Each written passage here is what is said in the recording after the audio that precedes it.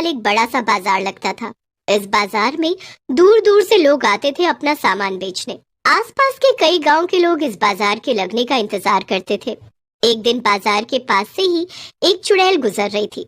ओहो, यहाँ तो बड़ी रौनक है, काफी बड़ा बाजार लगा हुआ है। जरा मैं भी तो देखूं क्या क्या है यहाँ। चुड़ैल एक सुंदर औरत का रूप ले लेती है और पूरे बाजार में घूमकर देखती है। वाह, यहाँ तो काफी सारा सामान है और लोग बड़ी खुशी खुशी सामान खरीद भी रहे हैं। लेकिन मुझसे इनकी खुशी देखी नहीं जा रही है। मुझे भी कुछ ना कुछ करना चाहिए। इसके बाद अगले दिन चुड़ैल बाजार में सबसे पहले पहुंच जाती है और अपनी एक साड़ी की दुकान लगा लेती है। अब आएगा ना मजा। अब लोग खरीदेंगे मेरी ये जादुई साड़ियाँ और उसके बाद असली तमाशा शुरू होगा। चुड़ैल की दुकान पर कुछ औरतें आती हैं और उससे कहती हैं, वाह, बड़ी सुंदर साड़ियाँ हैं ये तो, और आप इन्हें पहनेंगी तो ये और जचेगी। औरत अपनी तारीफ सुनकर खुश हो जाती है और एक साड़ी खरीद लेती है। ऐसे ही गांव की कई औरतें चुड़ैल की जादुई साड़ियाँ खरीद लेती हैं। चुड़ैल शाम को अपनी दुकान बंद करती है और खुद से कहती है, अब होगा ना असली खेल शुरू। गांव की एक औरत थी शीतल, जिसने उस चुड़ैल की जादुई साड़ी खरीदी थी। वाह, कितनी सुंदर साड़ी है, जरा इसे पहन के तो देखूं। शीतल साड़ी पहन लेती है और फिर अपने पति के पास जाती है उसे साड़ी दिखाने। जरा देखिए तो, मेरी साड़ी कितनी सुंदर है ना। वाह, क्या बात है, बड़ी सुंदर साड़ी है ये तो। लेकिन तभी शीतल साड़ी सहित हवा में उड़ने लगती है और उसकी साड़ी का पल्लू उसका गला कस के दबाने लगता है। आह, बचाओ बचाओ, ये क्या हो रहा है? मैं इस साड़ी की वजह से हवा में उड़ रही हूँ। बचाओ बचाओ, ये मेरा गला दबा रही है।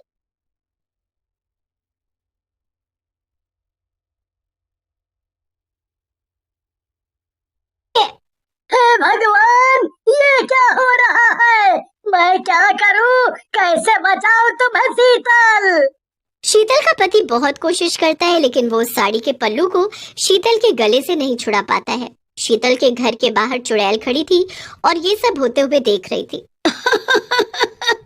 वाह, क्या नजारा है, कितना मजा आ रहा है इन्हें परेशान देखकर। चलो आगे चलकर देखती हूँ कि बाकी गांव वालों का क्या हाल है। थोड़ी दूर पर एक औरत मोना का घर था और उसके घर से भी चिल्लाने की आवाजें आ रही थी। चुड़ैल ने उसके घर के अंदर झांक कर देखा तो मोना की जादुई साड़ी उसे उठाकर यहाँ से वहाँ पटक रही थी और उसका पति उसे बचाने की कोशिश कर रहा था। यह तो और भी मजेदार नजारा है। अब कुछ दिनों तक गांव में मेरा अच्छा मनोरंजन होगा। चुड़ैल हंसते हंसते वहाँ से चली जाती है और गांव के सभी आदमी परेशान होकर सरपंच के पास जाते हैं। सरपंच जी, गांव में सभी का बड़ा बुरा हाल है। कई सारी औरतों ने एक अजीब सी साड़ी खरीदी है और तब से हर किसी के घर पे तबाही मची हुई है। हाँ सरपंच जी, अगर हमने जल्दी ही कुछ नहीं किया तो हमारी पत्नियों की जान भी जा सकती है। समझ नहीं आ रहा कि ये सब आखिर हुआ कैसे। मैंने सब पता कर लिया है। वो सब साड़ियाँ जादुई हैं और उन्हें एक चुड़ैल बेचने आई थी। वो चुड़ैल ना जाने कब से आसपास के इलाकों में भटक रही है और कई गांव बर्बाद कर चुकी है। उसी का किया धरा है। क्या? मगर वो चाहती क्या है हमसे? आखिर हमने उसका क्या बिगाड़ा है भला? उसे हमसे कुछ भी नहीं चाहिए। वो ये सब बस अपने मजे के लिए कर रही है। लोगों को परेशान करने में उसे मजा आता है और वो कई सालों से यही सब कर रही है। तो अब हम क्या करेंगे सरपंच जी? उस चुड़ैल की इन जादुई साड़ियों से कैसे पीछा छुड़ाएंगे? कोई रास्ता बताइए। फिक्र मत करो, मेरे पास एक बहुत अच्छा तरीका है उस चुड़ैल की अकल ठिकाने लगाने का। इसके बाद वो दोबारा कभी किसी को परेशान नहीं कर पाएगी। सरपंच अगले दिन गांव के चौराहे के बीचों बीच एक बक्सा रख देता है और उस बक्से पर लिखा था, प्रिय चुड़ैल के लिए। चुड़ैल फिर से गांव में घूमने निकली थी। चलो चलो, चलकर देखूं तो सही कि आज क्या चल रहा है गांव में। मेरी जादुई साड़ियाँ अपना कमाल दिखा भी रही हैं या नहीं। चुड़ैल जैसे ही आगे बढ़ती है उसे वो बक्सा दिखाई देता है। ओह, ये क्या है? ये तो मेरे लिए है। एक ही दिन में ये गांव वाले मुझसे इतना डर गए क्या कि मेरे लिए तोहफे भी रखने लगे। चुड़ैल बक्से को खोलकर देखती है उसके अंदर एक खत था। चुड़ैल उसे पढ़ती है। प्रिय चुड़ैल जी, हम गांव वालों पर दया करिए। हम आपके सामने कुछ भी नहीं है। कृपा करके आप हमारे गांव की सभी औरतों को उस जादुई साड़ी से बचाइए और बदले में हम जीवन भर आपकी सेवा करेंगे। अभी तक मैंने इतने सारे लोगों को परेशान किया है, लेकिन लगता है कि ये मेरे भूतिया करियर का सबसे बेस्ट हंगामा था। ये गांव वाले तो इतने परेशान हो गए हैं कि जीवन भर मेरी सेवा करने को तैयार है। चलो अच्छा है, मैं अभी भटक भटक कर थक गई। अब कम से कम इसी गांव में बस जाऊंगी। ये सब सोचते हुए चुड़ैल सरपंच के पास जाती है और उससे कहती है, मुझे तुम्हारी बात पसंद आई। ठीक है, मैं सबको जादुई साड़ियों से बचा लूंगी और यहाँ रहने को भी तैयार हूँ, मगर तुम सबको मेरी अच्छे से सेवा करनी होगी। जी जी चुड़ैल जी, आप बिल्कुल भी फिक्र मत करिए। हम पूरे मन से आपकी सेवा करेंगे। पहले आप जरा सब कुछ ठीक कर दीजिए। फिर चुड़ैल अपनी सभी जादुई साड़ियों का जादू खत्म कर देती है और सारी साड़ियाँ एकदम आम साड़ियों में बदल जाती हैं। चलो अब मेरी सेवा शुरू कर दो और ध्यान रहे मुझे शिकायत का कोई मौका न मिले। जी चुड़ैल जी, हमने आपके लिए एक खास कमरा बनवाया है। आप वहीं पे आराम से रहिए और आपके लिए खाना पीना हम समय समय से पहुंचाते रहेंगे। चुड़ैल खुश हो जाती है और अपने नए घर में रहने चली जाती है। तभी वहाँ एक औरत आती है। चुड़ैल जी, आप काफी थकी थकी लग रही हैं और आपके कपड़े भी कितने गंदे हो गए हैं। अब आप हमारी मेहमान हैं तो हमें आपका ख्याल तो रखना ही होगा ना। ये लीजिए, ये नई साड़ी पहन लीजिए। हाँ हाँ लाओ। चुड़ैल वो साड़ी पहन लेती है, लेकिन तभी सरपंच और सभी गांव वाले वहाँ आ जाते हैं।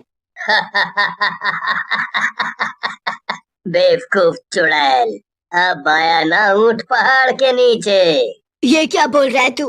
तेरी इतनी मजाल, लगता है मुझे अपना जादू फिर से चलाना पड़ेगा।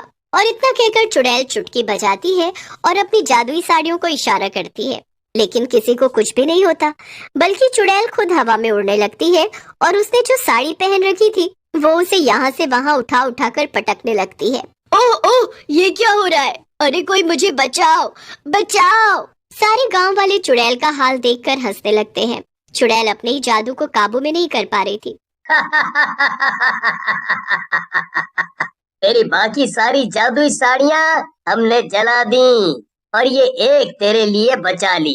अब तू अपने ही जादू का मजा ले। चुड़ैल बहुत देर तक ऐसे ही अपनी साड़ी से पिटती रहती है और फिर किसी तरह वो अपने जादू को रोकती है। मुझे माफ कर दो, मैं अब दोबारा कभी ऐसा कुछ नहीं करूंगी। मुझे जाने दो यहाँ से। हाँ, तू अब कहीं नहीं जाएगी। ये कमरा भी जादुई है और तू इससे बाहर नहीं निकल पाएगी। तूने आसपास के सभी गांव वालों का जीना मुश्किल कर रखा है। अब तू यहीं कैद रहेगी। क्या?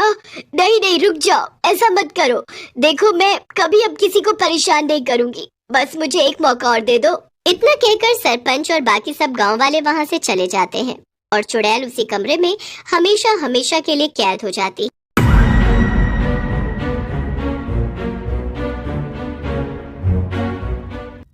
एक दिन डिटेक्टिव मेहुल केमिस्ट्री लैब जाता है तो देखता है लैब के बाहर ताला लगा हुआ है और बराबर में 3 बेकर्स हैं। तीनों के अंदर चाबी मौजूद है। तीनों बेकर्स के अंदर चाबी देख के मेहुल समझ जाता है इन तीनों में से एक केमिस्ट्री लैब का चाबी है। फर्स्ट बेकर में सल्फ्रिक एसिड है, सेकंड बेकर में सोडियम है, थर्ड बेकर में हाइड्रोजन है। मेहुल तीनों बेकर्स को देख के कंफ्यूज्ड हो जाता है। दोस्तों, क्या आप अपना लॉजिकल दिमाग का इस्तेमाल करके बता सकते हो इन तीनों में से कौन सा बेकर का चाबी मेहुल को निकालना चाहिए? सोचिए और अपना जवाब कमेंट में बताइए।